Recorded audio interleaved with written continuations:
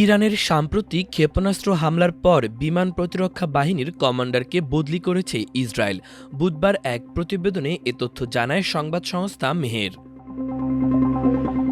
প্রতিবেদনে বলা হয়েছে, ইসরায়েল অকুপেশন ফোর্সেস আইওএফ এর মুখপাত্র ঘোষণা করেন ব্রিগেডিয়ার জেনারেল কে বিমান প্রতিরক্ষা বাহিনীর কমান্ডার পদ গ্রহণ করেছেন।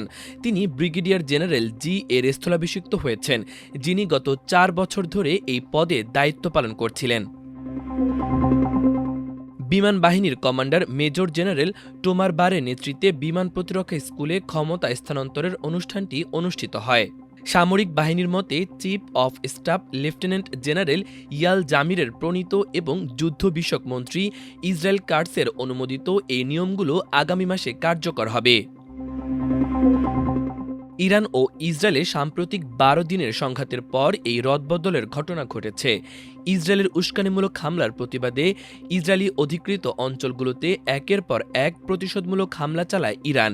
এই হামলার ফলে ইসরায়েলে ব্যাপক ধ্বংসযজ্ঞের পাশাপাশি শতাধিক নিহত এবং 3000-এর বেশি মানুষ আহত হয়।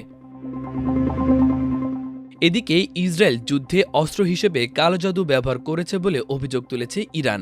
দেশটির দাবি, 12 দিনের যুদ্ধে ইরানের বিরুদ্ধে কালো জাদু প্রয়োগ করেছে ইসরায়েল। বুধবার ইসরায়েলি গণমাধ্যম জেরুজালেমের পোস্টে এক প্রতিবেদনে বলা হয়, 12 দিনের যুদ্ধে ইরানের বিরুদ্ধে অস্ত্র হিসেবে কালো জাদুর ব্যবহার করেছে ইসরায়েল। ইরানের বিপ্লবী গার্ড বাহিনী আইআরজিসি সমর্থিত গণমাধ্যম জাভান এর সাবেক সম্পাদক আবদুল্লাহ গাঞ্জি এমনই অভিযোগ করেন। তান্ত্রিকদের সঙ্গে ইসরায়েলি প্রধানমন্ত্রী বেনিয়ামিন নেতানিয়াহু নিয়মিত গোপন বৈঠক করেন বলেও অভিযোগ তোলেন জাভানের সাবেক এই সম্পাদক। এদিকে আবদুল্লাহ গাঞ্জির এমন দাবিতে রীতিমতো উড়িয়ে দিয়েছে ইসরায়েলের গোয়েন্দা সংস্থা মোসাদ।